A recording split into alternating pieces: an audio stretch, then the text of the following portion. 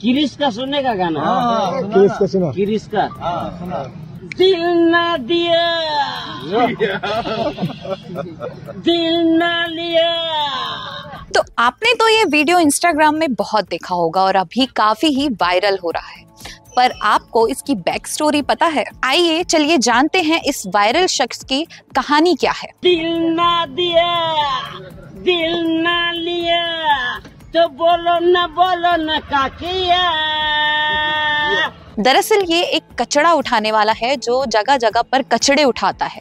ना ही इसका घर बार है, ना ही इसका कोई ठिकाना है। इसे जहां जगह मिले ये वहां सो जाता है। एक दिन ऐसे ही लोग इसे वायरल कर दिए। ये आपकी फीड में भी काफी ये वीडियो चल रही होगी जो इस इंसान की है।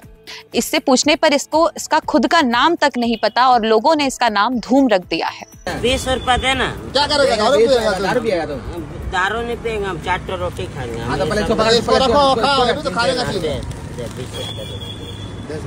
माँ बाप नहीं, मेरा माँ बाप पापा पापा भी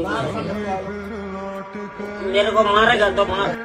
ले बेटा आकी दुनिया में भी अगर ले बेटा प्यार न किया तो क्या किया। ले बेटा आकी दुनिया में।